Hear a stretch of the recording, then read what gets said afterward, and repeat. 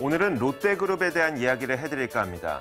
롯데그룹이 지배구조를 개편한다고 하는데 다른 그룹사들이 지배구조를 개편하는 것과 조금은 다른 모양새가 나올 수가 있기 때문이죠. 자, 일단 현재 롯데그룹의 지분구조 상황을 살펴보도록 하겠습니다. 롯데그룹의 지분구조는 이런 모양입니다. 정말 복잡하죠. 허걱 소리가 날 정도로 이렇게 복잡한 롯데그룹의 지배구조를 개편한다는 것입니다. 간소화하고 경영을 투명하게 만들겠다는 것이죠. 그렇기 때문에 롯데그룹의 지배구조가 개편되는 과정에서 나올 수 있는 여러 가지 말과 여러 가지 시나리오가 있습니다. 하지만 우리는 이 가운데 나오는 모든 말을 다 믿을 수는 없고 이 가운데 이견이 없고 확실한 일치되는 의견만을 우리는 들어야 되는 것입니다. 통상적으로 봤을 때 한 그룹사가 지배구조를 개편할 때 나타나는 그런 특징이 있습니다. 먼저 경영구조가 투명화되죠. 조금 전에 봤던 그런 복잡한 순환출자 구조가 단순화되면서 경영구조가 투명해지는 겁니다. 그리고 대주주의 지배력도 강화됩니다. 만약에 지주회사로 전환된다면 지주회사 정점에 대주주가 위치하게 되고 그렇게 된다면 이 대주주를 필두로 이 그룹사는 아주 빠른 성장을 영위할 수가 있는 것이죠. 하지만 반대로 지배구조가 개편될 때에는 지배구조가 개편되는 그 상황에서 기업과 기업 간의 인수합병 혹은 지분을 사고 파는 그런 현상이 발생하게 됩니다. 결국 여기에서 발생하는 비용 부담 때문에 단기적으로 봤을 때는 아주 일시적으로 주가가 하락할 수 있고요.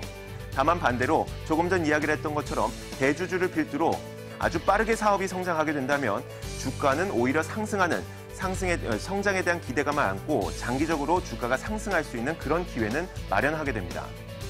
그렇다면 롯데그룹도 비슷할까요? 일단 경영구조가 투명화된다는 데에는 아마 비슷할 겁니다. 그리고 대주주의 지배력이 강화된다는 측면도 비슷하겠죠.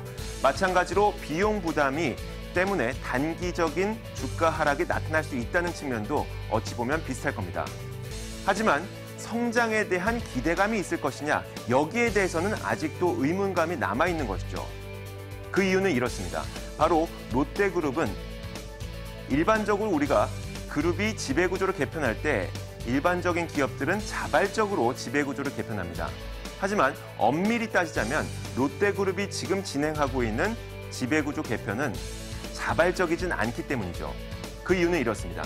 이번 지배구조 개편의 발단은 바로 장남과 차남의 경영권 분쟁이었습니다. 경영권 싸움 때문에 롯데그룹이 갖고 있었던 복잡한 순환출자 구조가 수면 위로 부상을 하게 됐고요. 결국 이에 대한 국민적인 비판이 높아졌고 거기에 더불어서 롯데그룹의 대주주가 일본계 자금이라는 데에 대해서 국민적인 반감이 올라갔습니다.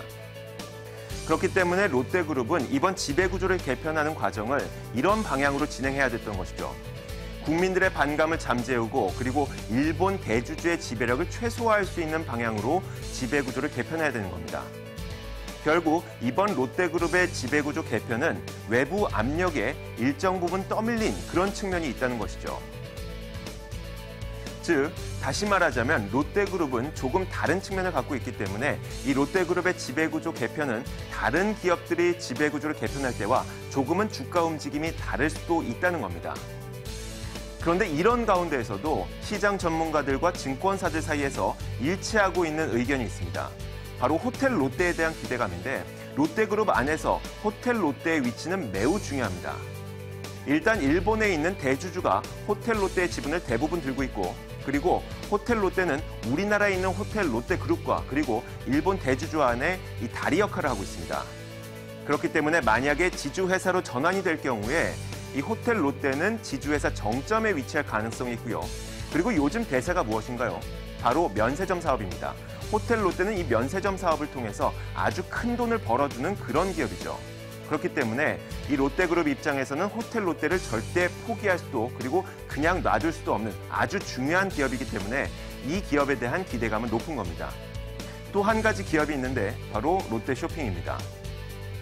자, 이 롯데쇼핑은 만약에 롯데그룹이 지배구조를 개편하는 과정에서 증시에 상장할 것으로 기대되는 그런 기업들을 보유하고 있습니다. 롯데카드, 그리고 롯데리아, 코리아세븐, 편의점 사업을 하는 그런 기업이죠. 이런 기업들의 지분을 적게는 30%대에서 많게는 90%대까지 들고 있습니다. 만약에 이들 기업이 증시에 상장하게 될 경우 이들 기업으로 자금이 몰리게 될 것이고 이렇게 된다면 이들 기업의 기업 가치가 높아지게 되면서 롯데쇼핑의 기업 가치도 덩달아 높아질 수 있을 것으로 보는 것이죠. 또 한 가지의 기업이 있습니다. 바로 롯데제과와 롯데칠성인데 조금 전에 기대감이 높다고 했던 롯데쇼핑의 지분을 보유하고 있고요. 이외에도 증시에 상장될 것으로 기대되는 여러 개의 기업들을 보유하고 있습니다. 그렇기 때문에 덩달아서 기업 가치가 올라갈 수 있을 것으로 보는 것이고 거기에 더불어서 요즘 대세는 바로 먹거리 사업입니다. 요즘 쿡방이 굉장히 유명하죠. 이런 먹거리, 즉 식음료 사업을 하고 있는 기업이 바로 롯데제과와 롯데칠성이기 때문에 이들 기업에 대한 기대감도 일치하고 있습니다. 다시 처음으로 돌아가 보겠습니다. 롯데그룹의 현재 순환 출자 구조는 이런 모양새입니다. 이런 모양을 간소화하고 단순화시키는 이런 지배구조 개편을 진행한다는 것이죠. 그렇기 때문에 이 과정에서 나올 수 있는 여러 가지 시나리오와 말을 모두 다 믿을 수는 없는 겁니다. 그 가운데 일치되는 의견이 있는 것, 그리고 정말 확실한 말만 우리는 믿어야 되는 것이죠. 자, 지금까지 시장을 읽는 남자였습니다. 앞으로도 여러분들의 궁금증을 계속 받겠습니다. 요즘 여러분들의 궁금증이 많이 안 오고 있는데 조금 더 많은 참여를 기대하도록 하겠습니다. 세 개 통로가 열려 있습니다. 많은 참여 기대하겠습니다. 시장을 읽는 남자였습니다.